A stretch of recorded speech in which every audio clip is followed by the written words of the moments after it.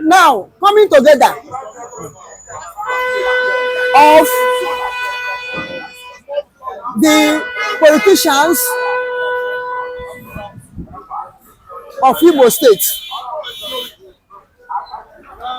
mostly Uzodimma and Rogers, it's not a surprise thing to me because two of them are bird of the same feather. They can flock together at any time. Two of them are Fulani agents.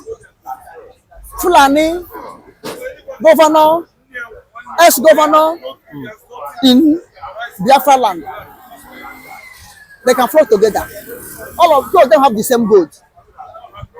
They can agree and disagree because they are serving one master. But the one that surprised me is Ihedioha. It surprised me in one hand, and in the other hand, it did not surprise me. Because these two people, these two hyenas, team up and walk him out of State House, Imo State House. And that's where it surprised me. And it does surprise me again, because in Nigeria says, they say, if you cannot beat them, you join them. That's what the slogan of NPN in Second Republic of Nigeria. If you can't beat them, you join them. And even in the life of Nigerian politicians, they will tell you there is no permanent enemy in politics. But in politics, what you have is a permanent interest. Even if at all your enemy have their own interest, you join with him and get your interest first. So maybe these two hyenas may come back and have the interest of Ihedioha that made him to forget the old injury and try to join them. Or maybe he's trying to be like them, to turn again, to become Fulani agents in Imo State, to see if he can be able, after Uzodimma, and they are working for us to remain in Nigeria. After Uzodimma, he may be the next one. You understand? So that's what happened there. For human being is bound to change at any given time. And remember, changing is permanent in the life of human being, but other things are not permanent. Ihedioha may decide tomorrow to change, to be like them. That's his own matter of choice. And another thing again, as they have seen that release of Nnamdi Kanu and restoration of Biafra is hitting more and more. The drum is hitting more and more. And the fire is burning more than ever before. They may like to come together again. To do what? To use Ihedioha to talk on their behalf to Biafrans. Because watch, for that 8 months, Ihedioha ruled Imo State.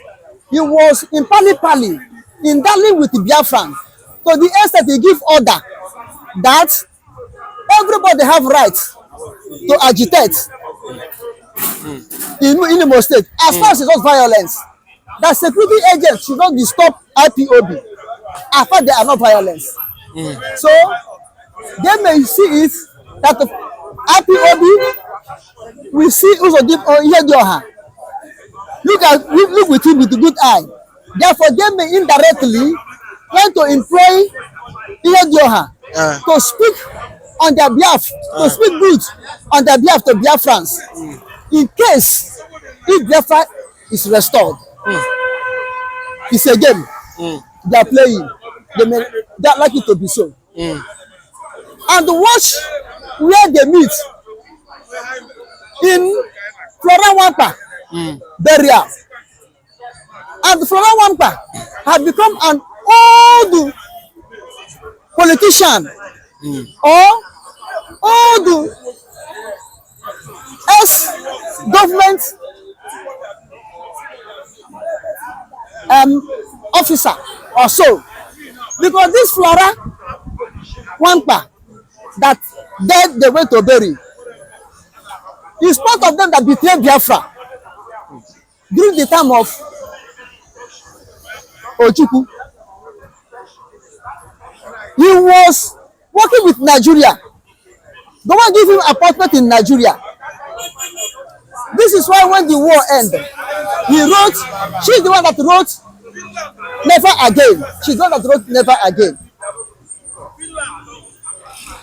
We don't go never again for never not to exist, or never again there be no war. But never again, the again is now. There's undeclared war in Biafra land between Biafra and Nigeria. Never again, Biafra to exist. Now Biafra is existing and have become ideology that you cannot wipe off. Become a spirit you cannot catch. Become a movable train or object you cannot stop until it reaches its own destination. And the destination is what? Restoration of Biafra. This is what we have now. IPOB, autopilot. You understand? And all these things have come to be again. And why do they meet there? Because there's a word we use in Igbo language. Ozu Nabamai. Flora Wampa have become Ozu Nabamai that attract dignities. Nigerian dignity. Do you see someone like there? Do you see Namdegalo there? Do you see sit at home Monday? Biafrans there. You see Nigerian dignitaries in the flowering of Nigerian personality. Flora Wampa. So, Bible said, where there is carcass, there the eagles gathers. A Nigerian prominent lady have died. Then Nigerian dignitaries meet there. It's not a surprise thing, but they have to meet there because people like them, a person like them, have passed away. Do you understand? That's how it is. So I'm not surprised for them to meet in that place. But do you think that this will not bring do you not think this will bring unity and finally bring peace in Imo State, and at the same time do you not think this will now at least the peace in Imo now can the indigenous of Imo can now be have peace with these three political allies coming together?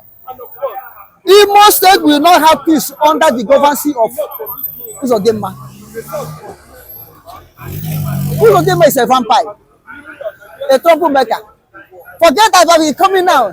Release them the Carlo and do this, do that. It has a hidden agenda. Uzodimma has a hidden agenda. Forget that.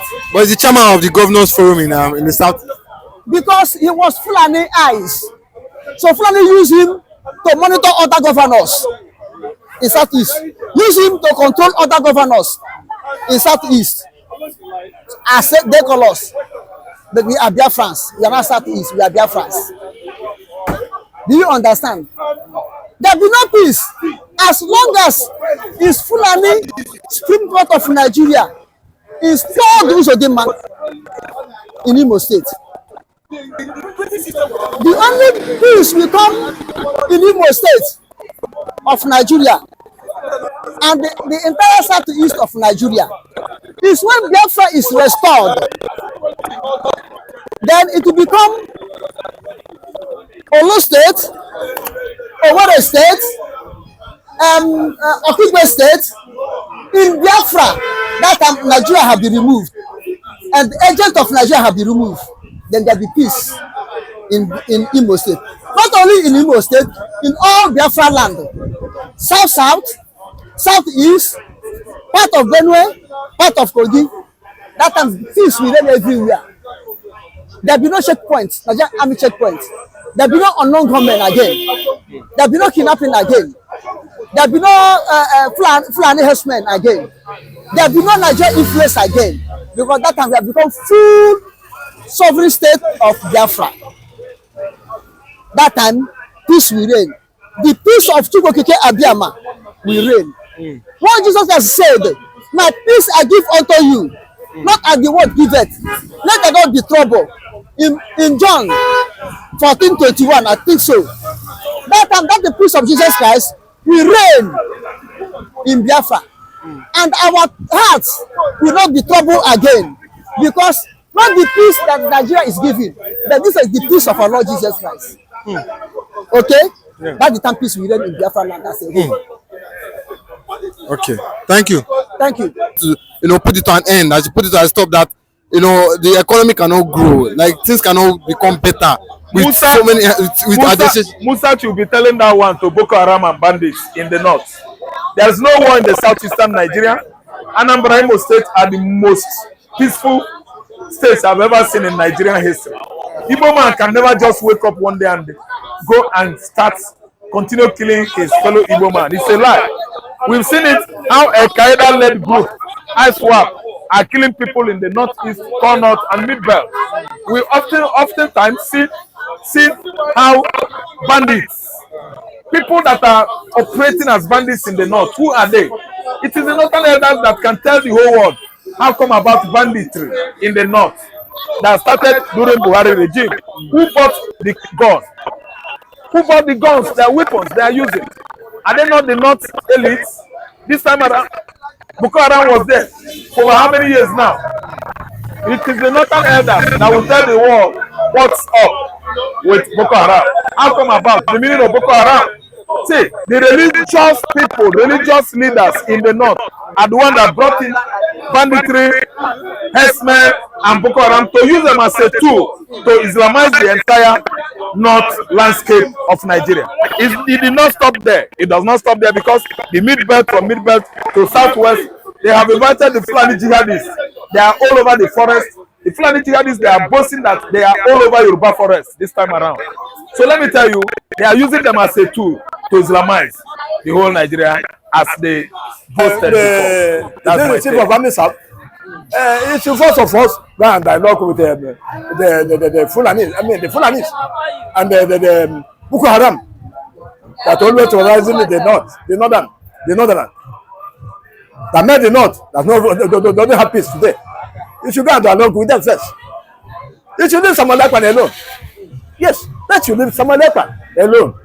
Let you leave Nandekan alone. Let you go and solve their problem first. The Boko Haram and the so-called herdsmen that always terrorizing the innocent soul, innocent villagers for the farmland. Let you go and solve that one first. That one is very important for Nigeria. The killing here and here, state by state in the north.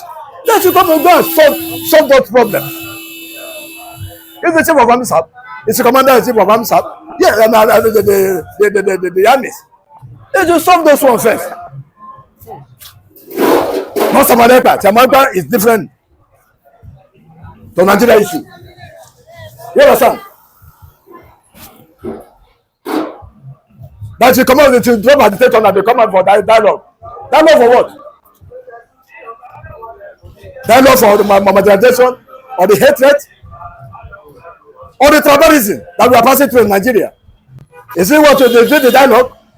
That some people to come and a dialogue with them. Or in now they come to come and dialogue with them. That we should pray for Nigeria.